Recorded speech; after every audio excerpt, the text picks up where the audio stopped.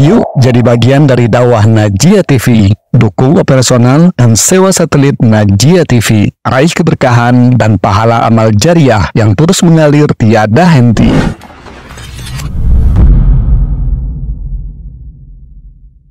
Penulis yakni Syekh Muhammad bin Abdul Wahhab rahimahullah ta'ala melanjutkan pembahasannya bab ma jaa fil kuhan wa nahwihim. Ini bab tentang dukun dan yang sejenisnya. Dukun dan yang semisalnya. Yang bagi punya kitab silakan bisa melihatnya. Kita akan membacakan apa yang terdapat pada kitab tauhid ini. Dalil yang pertama, penulis mendatangkan ada 7 dalil terkait dengan pembahasan dukun dan sejenisnya. Dalil yang pertama, rawa Muslimun fi sahihi an ba'di azwajin Nabi sallallahu alaihi wasallam an Nabi sallallahu alaihi wasallam. Qal, Imam Muslim dalam sahihnya meriwayatkan dari salah seorang istri Nabi sallallahu alaihi wasallam bahwa beliau bersabda,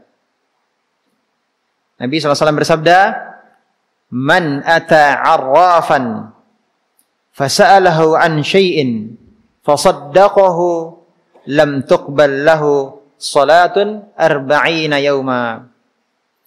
Barang siapa mendatangi arraf, tukang ramal, fasa'alahu, lalu menanyakan kepadanya an syai'in, tentang sesuatu. Mendatangi tukang ramal, lalu menanyakan kepadanya tentang sesuatu. Fasaddaqahu, dan dia mempercayainya. Apa hukumnya? Lam tuqbal lahu salatun 40 yawma.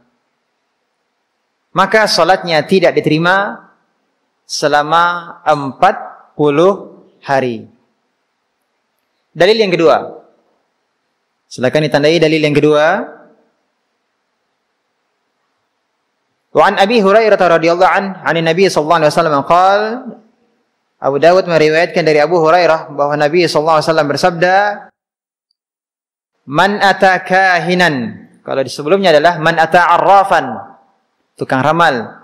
Dalil yang kedua, man ata kahinan, kahin, dukun. Jamaknya adalah kuhan. Bab yang tercantum adalah maja'a fil kuhan. Kuhan itu jamak dari kahin. Kahin artinya apa? Dukun. Dalil yang pertama, mendatangi arraf, tukang ramal. Dalil yang kedua, mendatangi kahin, dukun. Fasaddaqahu, dan mempercayai apa yang dikatakan oleh dukun tersebut. Ya, fasaddaqahu bima yaqul, mempercayai apa yang dikatakan oleh dukun tersebut. Faqad kafara bima unzila ala Muhammad sallallahu alaihi wasallam. Maka sesungguhnya dia telah kafir dengan wahyu yang diturunkan kepada Muhammad sallallahu alaihi wasallam. Berarti dia kufur terhadap apa? Kufur terhadap Al-Qur'an. Ya, kufur terhadap Al-Qur'an. Wahyu yang diturunkan kepada Nabi kita Muhammad SAW, yakni Al-Quran. Jadi siapa yang mendatangi seorang dukun dan mempercayai apa yang dikatakannya, maka dia telah kafir, ya, terhadap Al-Quran yang diturunkan kepada Nabi Muhammad SAW. Rawahu Abu Dawud. Ya, hadis diriwayatkan oleh Abu Dawud. Dalil yang ketiga. Dalil yang ketiga,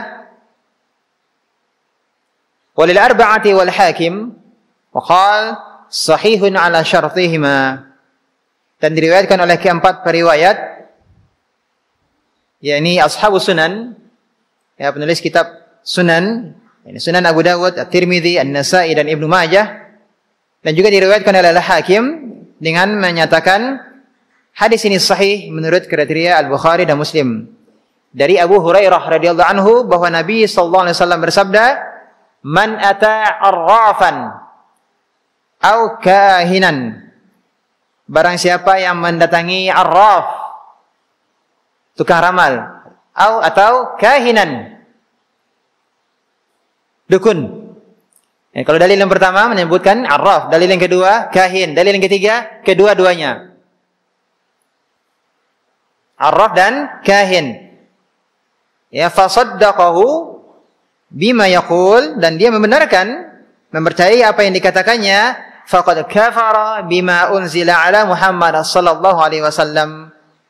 Berarti dia sungguh telah kafir dengan wahyu yang diturunkan kepada Muhammad sallallahu alaihi wasallam. Kemudian dalil yang keempat, Abu Ya'la pun meriwayatkan hadis mauquf dari Ibnu Mas'ud seperti tersebut di atas dengan sanad jayyid. Ini yang keempat. Ya, penulis menetangkan dari jalan yang lain, ini dari Abu Ya'la yang meriwayatkan hadis mauquf dari Ibnu Mas'ud. Ya, dengan sanad jayyid. Dalil yang kelima,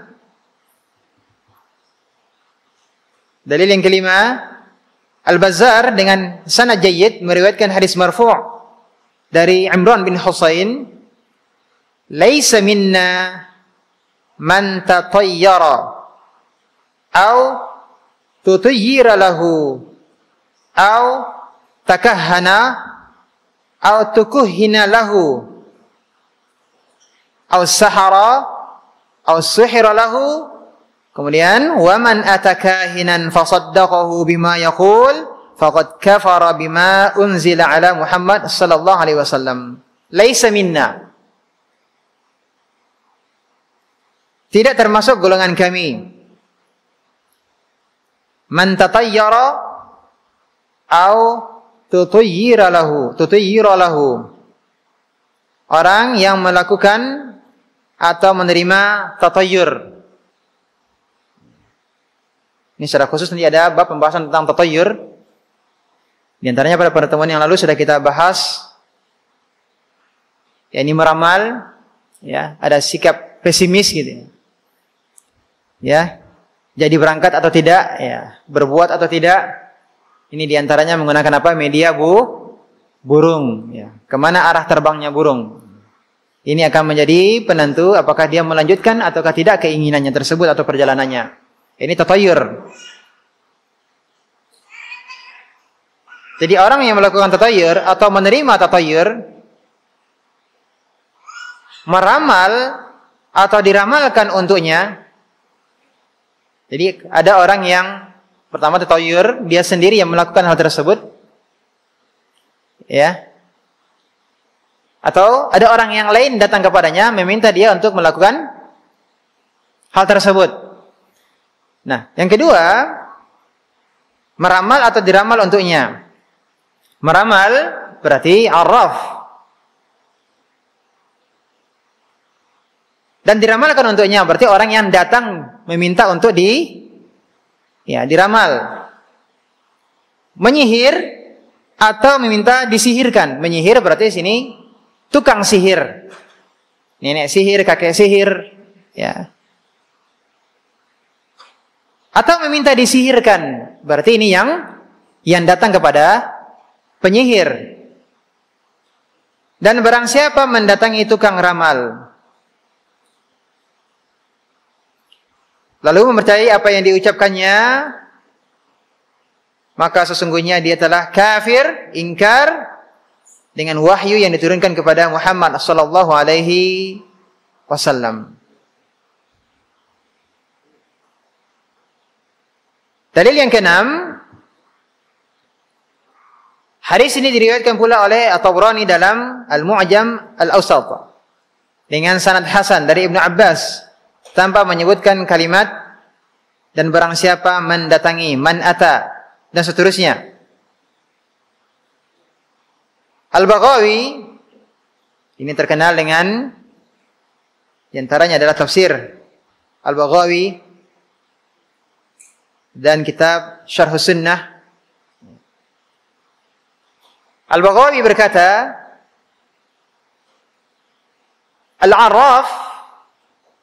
Al-arraf yakni peramal atau orang kita bahasa kita juga disebut dengan orang pintar atau paranormal. Ini al-arraf. Menurut Al-Baghawi, al-arraf itu adalah orang yang mengaku tahu dengan menggunakan isyarat-isyarat untuk menunjukkan barang curian atau tempat barang hilang atau semacamnya. Jadi, para ulama berbeda pendapat dalam mendefinisikan siapakah itu al-arraf, ya, siapakah itu al-arraf. Di antaranya pendapat dari Al-Baghawi, al-arraf adalah orang yang mengaku tahu dengan menggunakan isyarat-isyarat untuk menunjukkan barang curian atau tempat barang hilang atau semacamnya. Ada pula yang mengatakan arraf itu adalah kahin. Jadi arraf itu adalah dukun. Padahal kahin adalah orang yang memberitahukan tentang perkara-perkara yang akan terjadi di masa mendatang. Jadi kahin, dukun, itu adalah orang yang memberitahukan tentang apa? Perkara-perkara yang akan terjadi di masa depan. Ada pula yang mengatakan yaitu orang yang memberitahukan apa yang tersimpan dalam hati seseorang. Jadi yang akan mengetahui, yang dia meramal masa depan, dan ada juga mengatakan bahwa kahin, dukun itu adalah yang meramal isi hati seseorang. Itu dikatakan kahin. Adapun menurut Abul Abbas Ibnu Taimiyah, al-arraf adalah sebutan untuk tukang ramal, tukang nujum, peramal nasib, dan yang sebangsanya, yang menyatakan tahu tentang perkara-perkara yang tidak diketahui oleh orang lain dengan cara-cara tersebut. Kemudian yang ketujuh, dalil yang ketujuh. Yang terakhir, dalil yang ketujuh, Ibnu Abbas terhadap orang-orang yang menulis huruf-huruf abjad. Ya, huruf abjad-abjad untuk mencari pelamat rahasia huruf dan memperhatikan bintang-bintang untuk ramalan. Jadi meramal menggunakan apa? Abjad-abjad tertentu, ya, abjad-abjad yang dirangkai. Kemudian juga dikaitkan dengan pergerakan benda-benda langit. Di antaranya adalah bintang yang dijadikan sebagai ramalan. Ya, meramal menggunakan media apa? Bintang dengan melakukan apa namanya? Tulisan-tulisan, ya, abjad-abjad. Ya, masing-masing abjad, huruf-huruf tersebut memiliki makna tersendiri yang disusun kemudian dijadikan sebagai ramalan.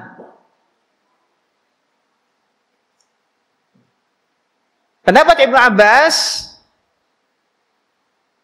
terhadap orang-orang yang meramal dengan menulis huruf-huruf abjad dan meramal menggunakan bintang, maka beliau mengatakan, ma ara man fa'ala dzalika lahu 'indallahi min khalaq. Aku tidak tahu bahwa orang yang mempraktikkan hal itu akan memperoleh suatu bagian keuntungan di sisi Allah. Artinya tidak akan mendapatkan keuntungan sedikit pun di sisi Allah. Maksudnya apa?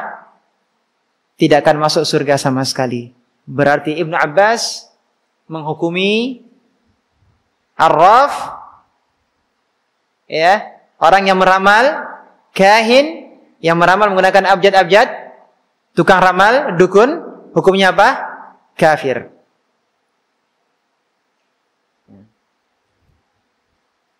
Ya, ini dalil-dalil yang didatangkan oleh penulis. Banyak dalil-dalil yang isinya semuanya adalah